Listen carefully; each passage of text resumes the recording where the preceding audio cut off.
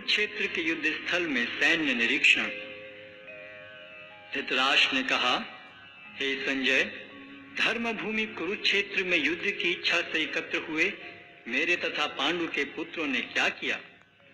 संजय ने कहा, हे राजन, पांडु पुत्रों द्वारा सेना की व्यूह रचना देखकर राजा दुर्योधन अपने गुरु के पास गया और उसने ये शब्द कहे, हे आचार्य, पांडु पुत्रों की विशाल सेना को देखें, जिसे आपके बुद्धिमान शिष्य द्रुपद के पुत्र ने इतने कौशल से व्यवस्थित किया है।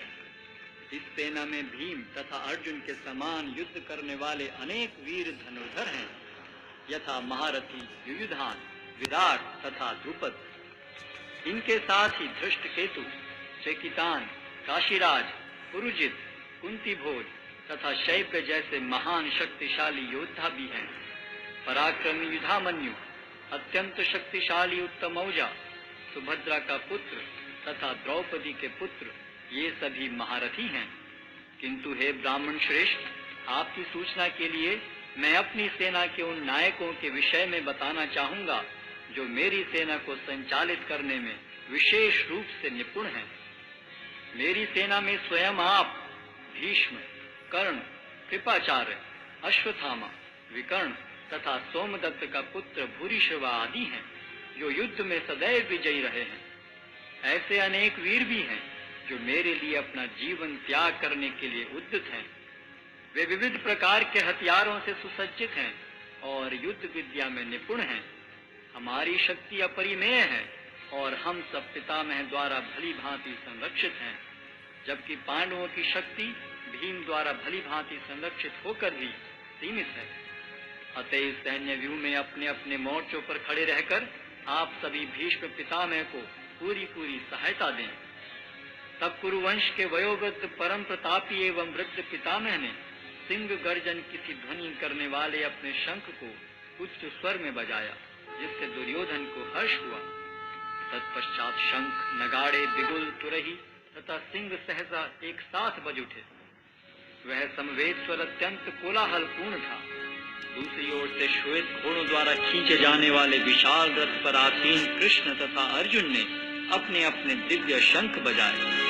भगवान कृष्ण ने अपना पांचजन्य शंख बजाया, अर्जुन ने देवदत्त शंख तथा अति मानवीय कार्य करने वाले भीम ने पौंड्र नामक भयंकर शंख बजाया।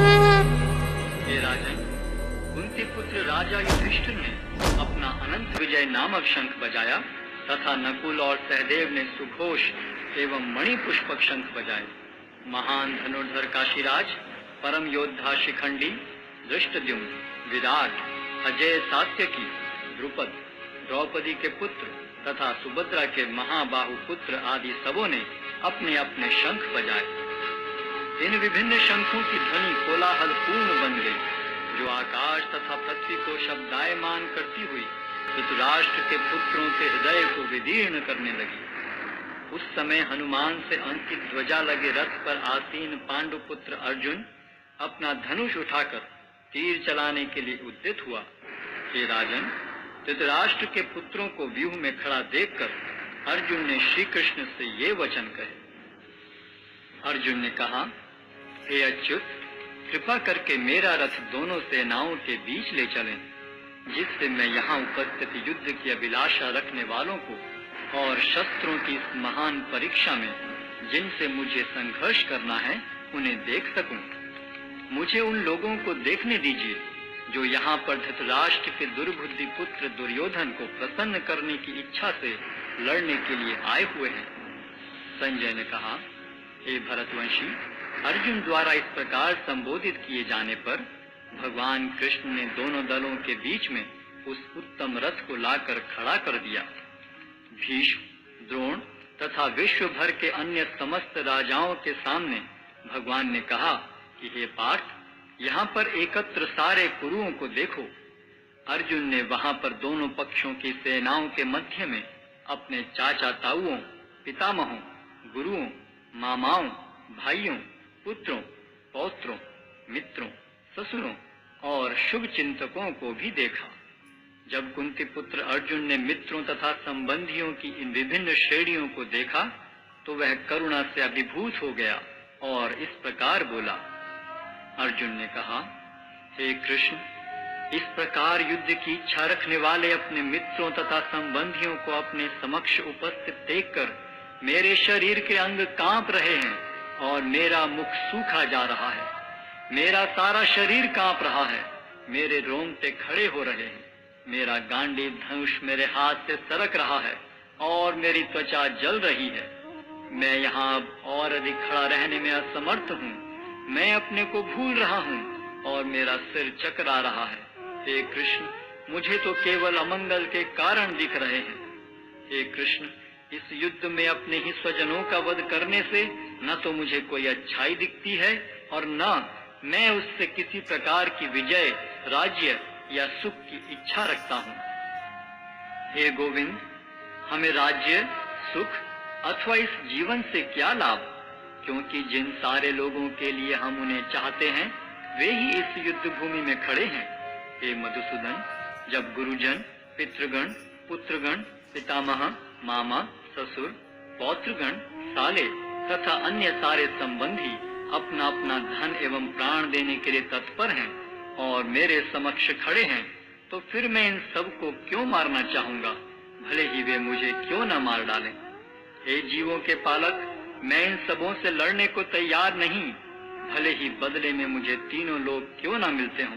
इस पृथ्वी की तो बात ही छोड़ दें।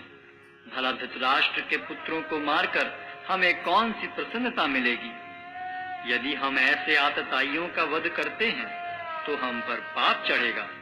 अतः यह उचित नहीं होगा कि हम धृतराष्ट्र के पुत्रों तथा उनके मित्रों का वध करें। हे लक्ष्मीपति कृष्ण, इससे हमें क्या लाभ होगा और अपने ही कुटुंबियों को मारकर हम किस प्रकार सुखी हो सकते हैं। हे जनार्दन, यद्यपि लोक से अभिभूत चित्त वाले ये लोग अपने परिवार को मारने या अपने मित्रों से द्रोह करने में कोई दोष नहीं देखते, किंतु हम लोग जो परिवार के विनष्ट करने में अपराध देख सकते हैं, ऐसे पाप कर्मों में क्यों प्रवृत्त हों। कुल का नाश होने पर सनातन कुल परंपरा नष्ट हो जाती है और इस तरह शेष कुल भी अधर्म में प्रवृत्त हो जाता है। हे कृष्ण, जब कुल में अधर्म प्रमुख हो जाता है तो कुल की स्त्रियां दूषित हो जाती हैं और स्त्रीत्व के पतन से हे वृष्णिवंशी अवांछित संतानें उत्पन्न होती हैं। अवांछित संतानों की वृद्धि से निश्चय ही परिवार के लिए तथा पारिवारिक परंपरा को विनष्ट करने वालों के लिए नारकीय जीवन उत्पन्न होता है। ऐसे पतित कुलों के पुरखे गिर जाते हैं, क्योंकि उन्हें जल तथा पिंडदान देने की क्रियाएं समाप्त हो जाती हैं। जो लोग कुल परंपरा को विनष्ट करते हैं और इस तरह अवांछित संतानों को जन्म देते हैं, उनके दुष्कर्मों से समस्त प्रकार की सामुदायिक योजनाएं तथा पारिवारिक कल्याण कार्य विनष्ट हो जाते हैं। हे प्रजापालक कृष्ण, मैंने गुरु परंपरा से सुना है कि जो लोग कुल धर्म का विनाश करते हैं वे सदैव नरक में वास करते हैं। ओह, कितने आश्चर्य की बात है कि हम सब जघन्य पाप कर्म करने के लिए उद्यत हो रहे हैं। राज्य सुख भोगने की इच्छा से प्रेरित होकर हम अपने ही संबंधियों को मारने पर तुले हैं। यदि शस्त्रधारी धृतराष्ट्र के पुत्र मुझ निहत्थे तथा रणभूमि में प्रतिरोध न करने वाले को मारें तो यह मेरे लिए श्रेयस्कर होगा। संजय ने कहा, युद्ध भूमि में इस प्रकार कहकर अर्जुन ने अपना धनुष तथा बाण एक ओर रख दिया और शोक संतप्त चित्त से रथ के आसन पर